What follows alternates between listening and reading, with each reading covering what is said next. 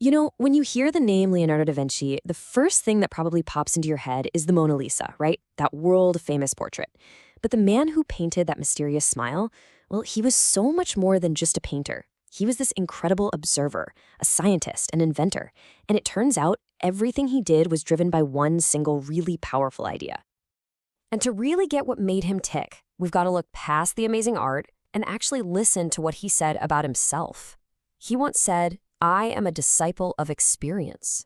And that right there, that was his whole philosophy. He believed the absolute best way to learn about the world wasn't by reading dusty old books, but by getting out there and looking at it really, really closely. He actually had a special name for this whole idea. He called it Saper Vedere. That's Italian for knowing how to see. And for Leonardo, seeing wasn't passive. It wasn't just something that happened with your eyes. Nope. It was an active, analytical process. It was like a tool he used to take the world apart piece by piece and figure out exactly how it worked. And this one concept, saper vedere, it's the key to understanding everything he ever did. So you might be wondering, how did he get so good at this? Well, it's actually a pretty interesting story. Leonardo was born illegitimate, and back then, that meant he wasn't allowed to go to university. Now, that sounds like a huge disadvantage, right? But for him, it turned out to be his secret weapon. Because instead of just reading what all the old books said was true, he was forced to go out and see things for himself. He had to trust his own eyes, his own experiments, and his own observations more than anything else. And that brings us to a really core idea here. For Leonardo, there wasn't some big wall between art and science. He thought they were pretty much the same thing. He believed that if you wanted to paint nature accurately, you first had to understand it completely. So in his mind, an artist and a scientist, they were both on the exact same mission. Okay, let's take a look at this in action. Think about his most famous painting technique. It's called sfumato. Now that word literally means smoke in Italian. And it's this amazing way of painting where all the sharp outlines are blurred and softened. It creates this kind of hazy, super realistic feel. And to get that famous smoky look on the Mona Lisa, you won't believe what he did. He applied up to 30, that's 30 layers of paint and glaze. And get this, some of those layers were unbelievably thin. We're talking about half the thickness of a single human hair. Just incredible. But here's the thing. This wasn't just him trying to make a pretty picture. No way. This was science. Leonardo had spent years studying optics, the science of light. He knew that in the real world, our eyes don't actually see hard, sharp outlines because of the way light bounces around in the atmosphere. So sfumato, it was his scientific solution to a scientific problem. How do you paint things the way we actually see them? Okay, so this total dedication to science actually created a big mystery for art experts. It's all about another one of his paintings, the Salvator Mundi. In it, Christ is holding a crystal orb. But the stuff behind the orb isn't bent or distorted, and any solid crystal ball would totally bend the light. For years, a lot of experts pointed to this mistake as proof that Leonardo didn't actually paint it. But guess what? He didn't make a mistake at all. It turns out, scientists recently used computer models and discovered that a hollow glass sphere would bend light in exactly the way Leonardo painted. So he wasn't being sloppy with his physics, he was being incredibly precise. He was painting a very specific object with perfect scientific accuracy. So this way of looking at the world, this intense observation, it naturally led him to his next big fascination. The human body. And what started out as just a quest to draw people more realistically for his paintings, well, it quickly turned into a deep scientific investigation of what he called the human machine. And you can really see his methods change over time. His first drawings of anatomy, they were based on the old medical books, and honestly, they were full of mistakes. But then he started doing his own research, and this is amazing. He actually dissected more than 30 human bodies. He decided to trust only what he could see with his own two eyes, and his drawings became unbelievably accurate. His curiosity just took him to some incredible places. There's this one story about a 100-year-old man who died in a hospital. Leonardo got permission to perform a dissection to figure out what happened. And in doing so, he saw that the man's arteries were all thick and narrow. He had just given the world its very first medical description of what we now call arteriosclerosis, or hardening of the arteries.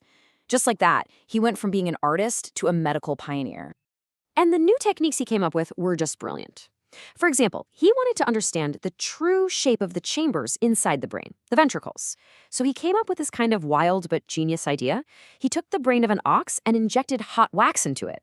After the wax hardened, he carefully cut away all the brain tissue, and what was left? A perfect 3D cast of the brain's internal structure. It was something nobody in history had ever seen before. But his most mind-blowing work might have been on the human heart. He was the very first person to figure out that the heart is a muscle and that it acts like a pump. And to study it, he actually built a glass model of the aorta, filled it with water and tiny grass seeds, and then just watched. He saw how the water flowed, and he discovered these little whirlpools or vortices and realized that's what closes the aortic valve. This discovery was so far ahead of its time that modern medicine didn't actually confirm he was right until 1969. That's almost 500 years later. Okay, so from the human body, Leonardo zoomed out and turned his incredible eye to the world itself. He dove into being an engineer and an inventor, and he started designing these unbelievable machines, all in an effort to understand and maybe even control the forces of nature. I mean, the range of his imagination was just staggering. He designed machines to control water, like canal locks. He designed machines to conquer the air, like his flying machines. And he designed machines to master the earth, like war machines, even an armored tank. And these weren't just doodles in a notebook. These were practical, brilliant ideas. For instance, his design for a miter gate, it's an angled gate for a canal lock that cleverly uses water pressure to seal itself shut. Well, that design is so perfect that it's still the standard design used all over the world today. Yeah, even in the Panama Canal. His work on flight is a perfect example of how he learned from watching the world. At first, he designed these machines with flopping wings, trying to copy a bird. But the more he studied birds, the more he realized that humans just don't have the muscle power for that. So what did he do? He adapted. He changed his focus to gliding, and his later designs look a whole lot like modern hang gliders. He was also pretty clever about protecting his ideas. Take his drawing for that armored tank. If you look closely, the gears are designed in a way that would actually make it impossible to move. And most experts think he did that on purpose, a little built-in security feature, just in case someone tried to steal his design. So all of this leads to a really big question, right? If Leonardo figured out and invented all of this incredible stuff, why did the world have to wait for centuries just to rediscover it all over again? Well, the answer is actually pretty simple and kind of sad. Leonardo never published any of it. He wrote everything down, sure, but it was all in thousands of pages of his personal notebooks. And when he died, those notebooks went to one of his students, and then, over the years, they were just scattered, sold off, and many were lost. And the scale of that loss is just hard to wrap your head around. Leonardo died in 1519. It wasn't until the late 1800s, we're talking more than 350 years later, that scholars finally started finding these notebooks, piecing his scientific work back together, and really understanding the true mind-boggling scale of his genius. So maybe, just maybe, we've been looking at Leonardo all wrong. Maybe his main goal wasn't just to invent stuff or make big discoveries. Maybe his ultimate goal was simpler, just to understand. For him, the process itself, the observing, the drawing, the connecting of ideas, that act of saper vedere, that was the real masterpiece. In the end, Leonardo really left all of us with a challenge, and you can find it in his own words. He reminds us to stay curious, to keep looking closely at the world around us, and to never, ever let our minds get lazy or stagnant. Because for the man who truly knew how to see, doing nothing, inaction, well, that was the greatest danger of all.